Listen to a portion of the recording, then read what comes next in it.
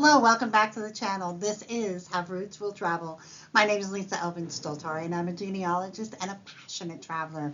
Over the last few years, I have been focusing my attention on mes filles du roi, king's daughters, that are just so much a part of French Canadian history. There are over 700 of these ladies that came across. We are today doing episode 238. We have come such a long way. We still have a long way to go. But before we begin, let me show you ways you can support the channel. The first three keep you in the know: subscribe, like, and notify. The next three are ways to help the channel itself grow: Coffee and Patreon, or standalone platforms where you can contribute anywhere from $1 to $25 and more. And we also have my PayPal button that you can press on my Have Roots Will Travel website and contribute as well. So thank you to all of you who have supported me thus far. Truly appreciate any and all feedback, support, comments. Really, I'm so grateful to all of you. Today we're going to be looking at Les Filles du Roi, episode 238, Madeleine, and she is a viewer request. Madeleine was born in 1652 in Paris, France. Her parents were Michel Selle and Jeanne Caston.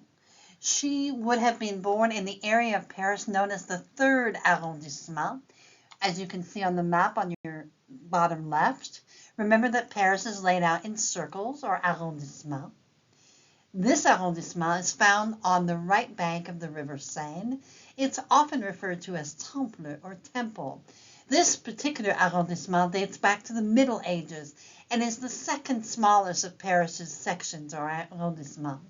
Among notable facts about this sector is that it's here where you can find the oldest surviving private house in Paris, built in 1407. Imagine that house stood when Marie-Madeleine was a small child. And I love to think of that, and I must one day see this house. There's also an ancient Jewish section which dates back to the 13th century, and it's an important part of the Jewish history of Paris. The church where she would have been baptized was Saint-Nicolas des Champs, and that dates from the 12th century. The church that is currently there was built between 1420 and 1480, was enlarged in the 16th and early 17th centuries. Just imagine the history that this church could have seen. And here at the bottom of your screen is a picture of what the 3rd arrondissement looks like. It's very cobblestone and all of that, very old and very quaint. Upon her father's death, she left for New France with 200 pounds in her dowry. She actually grabbed the last ticket out of France, l'Espérance, which means the hope. September 3rd, 1673 was the last ship that brought any filles du roi. So talk about being on that last boat. She was there. The groom that she selected and who selected her, his name was Louis Oriot, and he was born in 1642 in Poitiers, France. His parents were Charles Oriot and Marie Bourdieu. Now, the Church of Saint-Benoît is what I have ascertained would have been the church that he would have been baptized in. So we can see the picture of that church here. Poitiers is a city on the Claine River in western central France. It's a commune and the capital of the Vienne department. You can see it's part of the Nouvelle-Aquitaine region. And you can see the département or county if you want to look at it like that. And Poitiers is a very important city. It had a population as of 2017 of about 88,000 people. Eleanor of Aquitaine frequently resided in the town, which she embellished and fortified, and in 1199 entrusted with communal rights. In 1152, she had married the future king, Henry II of England, at the Poitiers Cathedral. This place is so steeped with history. It goes all the way back to the Gauls, and it rose to prominence as the former capital of Poitou, which was an ancient province. A pivotal turning point came in 732 AD, when somewhere near Poitiers, the cavalry of Charles Martel defeated the Muslim forces, and thus ending Muslim attempts to conquer France.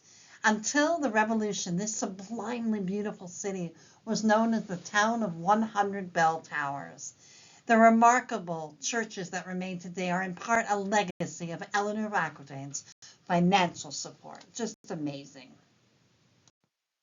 Madeleine and Louis were married on September 21st, 1673 at Lauzon, at the small chapel there. I was able to find this particular picture, if you will, and I've loaded, and it is an illustration, if you will, of the church at Lauzon, and I wanted to share it with you, so I have the website, so you can click on that link. The family would settle at Beaumont, Cap Saint-Claude. You can see the circle here, how close it is to Ile d'Orléans. And some have said that Ile d'Orléans was the mother of Beaumont, because the people that went to Beaumont actually did not have a church and had to take a canoe to go to church services at the beginning. So there was a lot of interaction. 1672, the intendant Jean Tannot granted Charcouillard the seigneurie of Beaumont from the east of the village, and François Bissot the seigneurie of Vincennes, the west of the town. So they was kind of split up. I was fortunate enough to find this in the archives.org, and I've listed the web address for you. And this says, the 2nd of May, 1676, concession à Louis Oriot, 3 arpents de terre de front sur le grand fleuve de Saint-Henri, et 40 de profondeur. So this says that there was a land grant given to Louis Oriot, and he received probably 1 to 2 acres of land at the front of the St. Lawrence River, and it was 40 feet in depth. And it was next to Nicolas Dupuis and Jean Poliquet. So this was a really neat, very neat find for me. I was like, oh, look at this. So sometimes you Google and you never know what's going to come up. Family would begin. They would have 4 children in all. Marie would marry Jean Duprat and would not have any children. Etienne would die after the 1681 census. Jean would live to at least the age of 34, but we do not have any further information on him. And we have Pierre, who died in 1682 at the age of 1. Now, in the 1681 census, I want to draw your attention to the fact there is an error. We have Louis and Madeleine are listed, and their children. Marie is there, Etienne, but suddenly there's someone named Madeleine, who's 3 years old. That would actually account for Jean.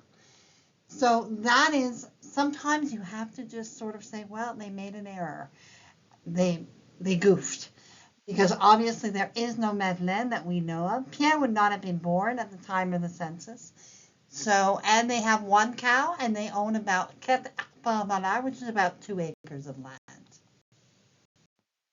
Louis would die sometime between July and August of 1681. So shortly after that census was taken, was the death of Louis, who was at best 40 years of age. He and Marie-Madeleine would have been married at best 9 years, a very, very short time. Let's see what happens next to our Fille du Roi.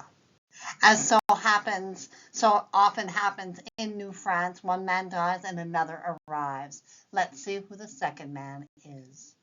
The second groom is Pierre Chaussé de LeMay. He was born in 1651 in Mailly, France. His parents were Claude Chaussé and Catherine Gauthier. Now you can see on the map that he is actually from the region of France known as Centre-Val de Loire, and inside that region we have the département, or county if you want to call it that, of Indre-et-Loire, and that is where Mailly is found. Mailly has existed since time immemorial, actually, and we have found in digging definitely indications that there were people dating or life as far back as 50,000 to 100,000 years ago, and we know that it was part of the earliest parts of the Roman Empire. The first lords of Mailly appear as early as the 11th century as part of the local power network of the Counts of Anjou. And eventually they would become the vassals of the Counts of Blois, those of you who are into French history. The original chateau was destroyed at the end of the 11th century in a war between Anjou and Touraine. It was then rebuilt in the early 12th. And obviously over time, Mailly was really an area of very wealthy merchants. People would come there. There was beauty. There was definitely a sense of beauty in the area. All that was shattered in 1944 when a terrible, terrible massacre occurred where 124 of the 500 residents of the commune of Mailly were killed by the Germans. And out of that 124, 48 children were killed. And this picture on the right is it's just an embodiment of the monument that exists there to this extraordinary event that took place. Just a horrendous part of history. And the fact that Mailly has remained and is still there is a testament to the strength and endurance of these people. So it was just very fascinating to find out so much about this particular place that Pierre is from. So we find Pierre in New France as of 1670. He obviously, probably, not obviously, but probably came as an engagé. And we also know that he had a bride in mind. In 1679, he formed a contract with a lady named Barbe Renaud, but it was annulled. And so Marie-Madeleine becomes his first wife in 1681, where they would eventually settle at Lauzon. Let's have a look. Lauzon had been settled back in 1636 by a man named, obviously, Lauzon, who was basically an absentee seigneur. His son, Jean de Lauzon, would actually take it over in 1651 and have it for about another 10 years. And then the third son, Charles de Lauzon, would take it over and would have it for about 30 years. It is during his tenure that Lauzon grew and became a true place to call home. These maps are amazing when you see the Lauzon and how it grew. One of the principal peoples who founded this town was Guillaume Couture, which is, of course, nothing to do with, our particular storyline today, but it's important that you know, especially if this is your ancestry. Guillaume Couture was part of the evolution of Lauzon. He was a very important man in that area, and so the fact that Marie-Madeleine and Pierre would have been part of that, they would have known him. So it's really important to know not only your ancestry, but the people that they kind of hung out with, if you will, and I always like to know all of that. Now, another thing that's interesting about Lauzon is the fact that it's known by so many different names. We have Cap de Lévis, we have Côte de Lauzon, we have Saint-Joseph de la Pointe Lévis, Saint-Joseph de Lévis, Point Lévis, and Point Levi. The last one, I think, happened after the British took over and they anglicized the name. They would go on to have 6 children. Louise would marry Jean-Baptiste Leroux and have 14 children, 8 of whom would make it to adulthood. Agathe would marry Georges Charbonneau and have 4 children, all of whom made it to adulthood. Jean-Baptiste would marry Marie-Angélique Berriot and have 12 children, but only 5 would make it to adulthood. Geneviève would die at 9 years of age. Catherine married Jean-Baptiste de Sèvres and would have 19 children, 8 of whom made it to adulthood. Angélique would marry first to Joseph Gerbert Fauché and have 3 children, 2 of whom made it to adulthood. She would then marry Germain Vitry and have 3 children, 2 of whom made it to adulthood. We do not know her date of death, but we know that her last child was born in 1733. Marie-Madeleine would die December 10, 1700. She was only 48 years of age, a very tragic early loss. She and her second husband, Pierre, had been married 19 years, and she would leave 53 descendants. Pierre would outlive her only by 3 months, dying in the hospital and being buried there on March 19, 1701. So they died within 3 months of each other. Just absolutely you know, it was a love match. There is no doubt in my mind. For those of you who read French, La Société d'Histoire des Filles du Roi published 5 or 6 books, and I'm happy to say I have them all. I was gifted that one Christmas. And Les Filles du Roi, Pionnières des Seigneuries de la Côte du Sud, it actually includes our heroine here, Madeleine, and you can read up about her in the chapter dedicated to her. I've included the link in the notes for you to have a look at her life and her descendancy. So have a look at that book. It really does list a lot of different people who were from that area. Here are some of the resources that I use.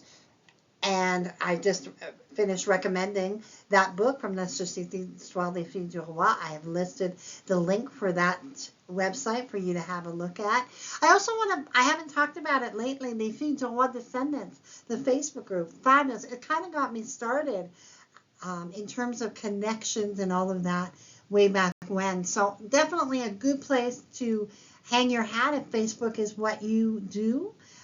It's definitely I think they're up to 6,000 members right now, so definitely a very good place to find fellow cousins, if you will. And so ends episode 238. Marie-Madeleine was truly a woman who was strong and defiant and came from the beautiful city of Paris, truly the heart of Paris, and settled in places Cap Saint-Claude, which was just barely getting started, and then went to Lauzon with her second husband. She wasn't afraid of a challenge, and we are grateful that she came to our shores, and we bless her memory. And we are ever thankful that she made it through so that her descendants would also make it through. And I am also very grateful to my supporters and patrons and subscribers. You all play a part in making certain that I carry on my mission of doing all the Filles du Roi profiles. So thank you to all of you. And until I see you on episode 239, au revoir.